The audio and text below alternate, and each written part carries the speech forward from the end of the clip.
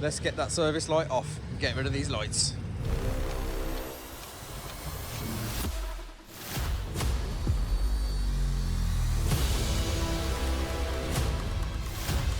Yes, people, we're back. We're back at my favourite dealership, Ducati Worcester. And it is, yes, time for the first service. Just got to get the service done. It's weirdly, I've done a track day before I've done the first service. But anyway, let's just get those stupid lights off the dash. Let's get into Worcester. Let's go and see the technicians. And let's see what they're going to do. Yeah, look. Only just missed the tank, don't they? Hey? Only just missed Yeah, they only do just miss the Sansos things. But yeah, man, look at this. We're back in the service, back in the service bay with the technicians. We've got Phil, master technician here. He's going to do some work on it. We're going to see how it goes. Look at that. 92 miles, just over the service. Look, we're here with Phil. First service times on the new V2. You must have done a few V2 platforms. I've done a couple at the moment. I have. Obviously, we're just coming into the season again, aren't we? Yeah. So it's getting busy. Yeah, getting busy again. All right. So what's the plan on the cards for the Hyper V2 first service? So we're going to get it plugged in, see if we go into the diagnostic system, see right. if we've got any codes, any errors, or any... Fingers crossed there isn't. Get the service reset. We just spoke about, I know you had a problem with it cutting out. I think just some stalling, so I don't know, hopefully there might be a little software update, I don't know. We'll see. I think it's to try and correct the idle. It's the idle speed that. Yeah, you know what? It does look like that. Like it goes just too low and then just and cuts. I think that's what they've tried to improve, basically. So hopefully, we have got that. And then what? We drop the oil, fresh new oil. Get the oil out of it, get the filter out of it, all chain and then just adjusted, high pressure sorted out, and just a general look over then to make sure it's all running correctly. Wicked. That's weird, actually. You and Phil was there yesterday, so you'll see in the video at the track there. Phil was there, and he was going. We were just talking about like the red lights and the dash lighting up before the running in service, and we don't think that it. Well, we're hoping that it doesn't log any of that stuff in the software and the updates and that kind of stuff. But I don't believe it does. Yeah, you don't believe it does. That's good news. So all you people in the comments, don't worry, mate. Just rag the shit out of your bikes. You'll be fine. Phil does not endorse that. He's just nodding his head.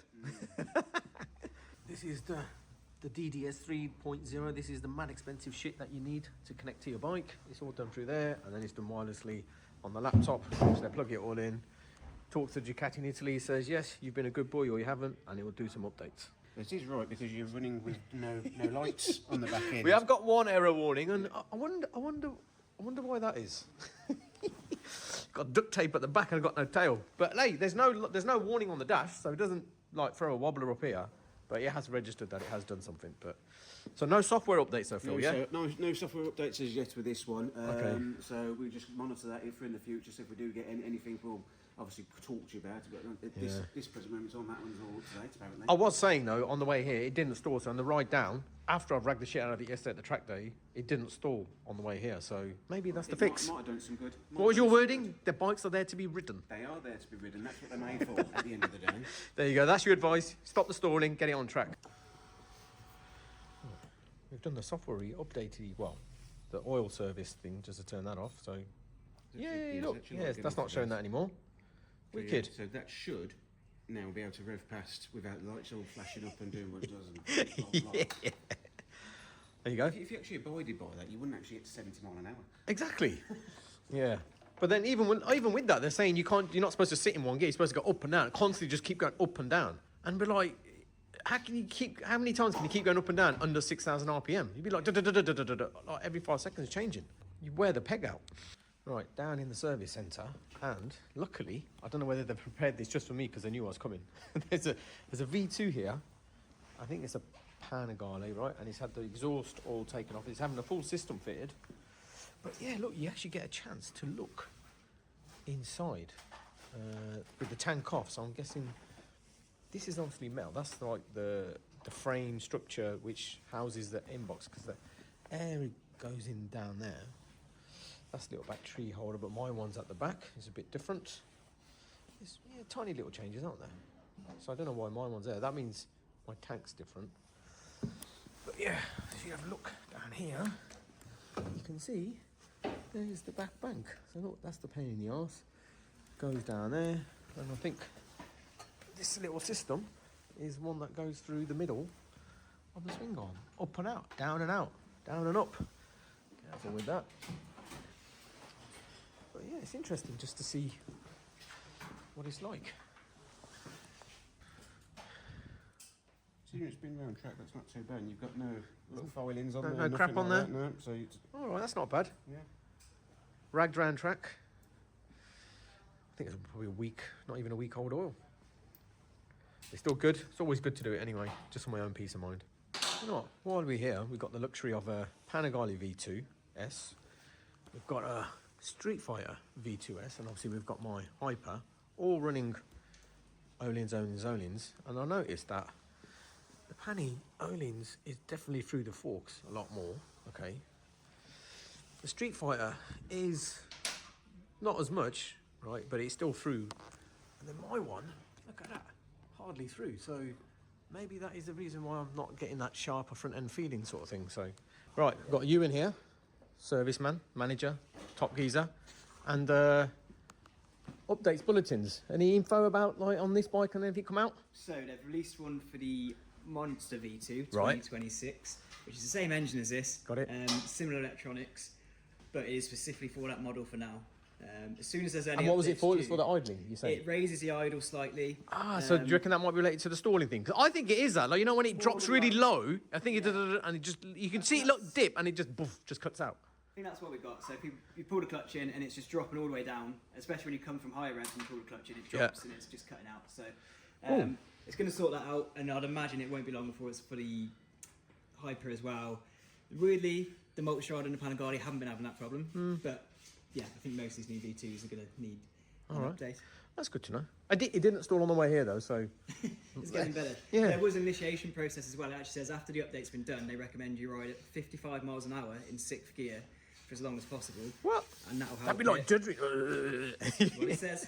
Or maybe you got to take it on track and rip the shit out of it, like I did. That'll do. And while we're on the comparison style, we've got the tail tidy here, obviously of the Panigale V2, which, if you look at it, it's just a normal 4-bolt one, which is fine. No hassles there. Same as this one. Obviously, this one's been removed because it's going on track. This is a Street Fighter one, and he's got the plug-in. But yeah, look, see, 4 bolts, looks fine. And then obviously on our one, on my one, we've got this fucking thing hanging out the back, and it's all 3 bolts, so it's completely different. So, bit of a pain in the arse. Look at this attention to detail from Master Phil, cleaning the chain up, mate. You've even told me you are going to change the chain, but Yeah. you're still going to do it. I don't even wash my face that fucking well, mate. Look at him, the way he's cleaning that chain. Proper way to lube it up. Is that cleaning? Still a cleaner, is it? No, this is lube. This is lube. lube. That's like really clear, isn't it? Yes, it is really clean. Oh, look at that. That's handy. Came off on track. But yes, Phil's managed to find a spare one. That'll be enough. See? Little additional touches, extra touches, mate. Keep an eye on the bike. Spare parts bin over there. Let me put the new seals on, so it always has new seals. Yeah. We put a bit of red wheel grease on, so it minimises the chance of the actual rubbers themselves catching on the casing when they're going in. New filter on. New filter in. New sump plug washer. And then what using was a bit of silicone, but we changed that now. We use a bit of this grey stuff, which is called Free Bond. Okay. And that's just like an extra sealant, just to make sure it is actually going to seal itself, basically. Cool. That's good to know. I didn't have any of that shit when I did it at home, but it's all right. No, a lot of other manufacturers don't really use that. They just normally just go with the sump plug washer itself is enough. But Yeah. Ducati seems to like to put a bit of extra on there, just to double check it. Ain't nothing wrong with a bit of extra these days. Especially if you're going on track and stuff like that nowadays. Yeah.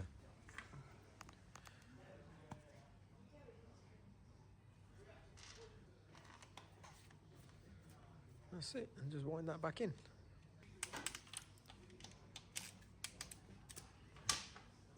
See, proper technician here. Proper talking them all up. Not like me at home, fucking tight. That'll do. Look at that. Piece of piss these days, boys and girls. Easy to drop the oil. Might as well check the tyre while we're here from the first track day. So look, right-hand turns. Tyres right to the edge. Not literally, right to the edge. But the left side, there's a little gap, very, very small, but couldn't get all the way to the edge on this. And I think I did catch my foot peg a few times on this, because you can see Where is it? There you go. Look, see, I caught that on track. So maybe psychologically in my mind, I didn't want to lean too much on the left, but these tyres were fucking great. How much fuel was going in, Phil? What we reckon was it? Which is 3.5, something like that? About 3.4, 3.5 litres it is. Okay. And then is it normally you run it, start it up, warm it up, and then check it again or something? Or basically, I'll get the Mark II, top mark there. Yeah. And then I'll start it up, let it go around the engine, let it go around the filter, and then I'll check it again, then see where it is. I'm laughing because when I did it at home, I didn't even realise them two were fucking marks.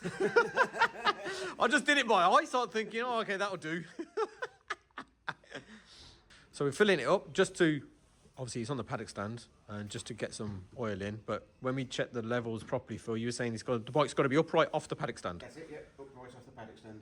Okay, cool. There you go. Upright off the paddock stand. You might need a second pair of hands or someone to help you at home just to check it, or you can just tilt it upright one-handed. But yeah, that's the way to check it properly. Right, so we're there at the moment. Then we'll start it, run it, and then we'll do the proper checks on the levels after. So just while we're here again, checking the bike over. So this was the zip tie that the suspension guy put on after we changed all the settings and the preload and everything like that and the sag. So yeah, that actual travel with that gap at the bottom is what they're saying is spot on. So happy days on that.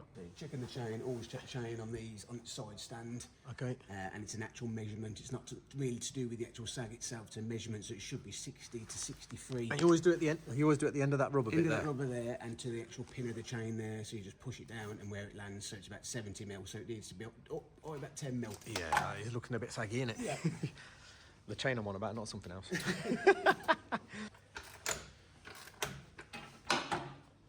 Has that just got to be loosened, hasn't it? It's going to be loosened. So you do a little bit just so you can get the get to that. adjusters there. There you go, there, the adjusters. Loosen the big dirty Barry and then do the adjusters.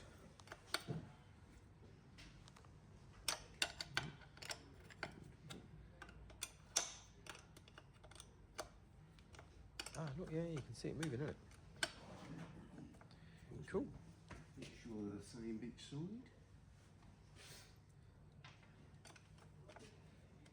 There we go. Just on the 60 mil. Okay. Spot on. Cool. And then you just check using these little dot things. Make sure that and that one are the same each side. Okay. So obviously the wheel was in line with itself, and then just pull that back up there. And Do you pick a point, as in which one to use? As in No. like the beginning of that, at the end of that, or no, like the 'cause middle? they're actually like a measurement, really. So obviously, you know, if that one's on 3, you want that one to be on 3 as well. But Oh, the dot. Oh, Yes. the 3 little dots Yes. underneath. Yeah, got it. I see. obviously On that. once you've got to sort of that sort of range, then you know you change pretty much. There. Right, if you're hanging out the back of the swing arm, then yeah, your chain's fucked. Oh, here you go. Look, checking it. You see, it needs a little bit of a top up, so we'll get it up to where we want it. Still needs a bit more, doesn't it? Yeah. No, I'll go with that. I would. Yeah. Yep. Halfway. Yep. That halfway, 'cause it's quite a hot running engine, so when the actual engine get hot, it It will rise. was, okay. So, all right, makes sense. But then you can always just keep an eye on it, can't you? Yeah, keep an eye on this. Yeah, I've got some oil at home anyway. Generally, the right way for it to be where it is. So between the lines, Yeah. which looks right there, even with that line, Yeah. it's in between it. Yeah. And the top line is a top marker, so don't go... It is a maximum mark, and obviously you've got a minimum mark, but realistically, with this engine, you will do want to be about in the middle. So Got it it. will rise up. There you go, boys and girls. Don't overfill your engine. And that's it. First service done, man. Look at that master technician Phil. Well, quick. Easy peasy. You don't do like a test ride and don't bother doing any of that stuff? Normally, I would do a test ride. Okay, but as I'm a seasoned, skilled, experienced rider. And the fact I wouldn't go out with no number plate. Oh, yeah, sorry, yeah, true. He's not allowed to go out, yeah. Officer, I was hit on track, collected, and he snapped my rear tail, hence I've got the number plate in my bag. But yeah, if anyone asks. Don't no one grasp me up on YouTube. That's it. That is first service done. Putting the seat back on. I'll go over to the front desk, pay the bill with Ewan, and that is the boys all done and dusted here with the Hyper V2 SP. Top shout out to these guys. If you're ever out and about getting your servicing done, speak to the people at Worcester, they will sort you out. Top guys. Right, here we go. The most important bit, pay the bill, pay the damage. Obviously, each dealer is different, so don't quote this is going to be the price that you guys are going to pay. You might be from different areas of the world in the country, so obviously everyone has different relationships with their dealer and their staff, technician, managers. So yeah, we'll find out what this is in a minute and let you guys all know. Look at this, pull on. This is the proper detailed one, so you can't bullshit this, all right? This comes out to all the Ducati dealers, so they check it on this cross-reference. It'll be on here somewhere. 1 hour. 1 hour labour charge. 1 hour. Ooh, so you must have super fast technicians here to get that all done in 1 hour. Yeah. So that makes it £248.69. That's not bad. That's not bad. I think I paid around that much for the 950 when we used to have it done before. Well, maybe a little bit less, but inflation, that kind of shit. It's but not yeah, any worse. It's not gonna yeah, it's not that bad. It's not a stinger. It's not a stinger. So yeah. Next year, if you do less than your 4,500 miles, it'll be about 150 quid for the inspection service. Yeah, cool. All right, let's pay the bill and we can get out of here. Right, that's it. All done. Ducati, Worcester. Smashed it out the park. First service done. No more stupid fucking lights on the dash. I can actually legally now rip the piss out of his bike. So, you know what to do, guys. Like, comment, subscribe. Fucking smashing the love on the V2. So, yeah, catch you in the next one.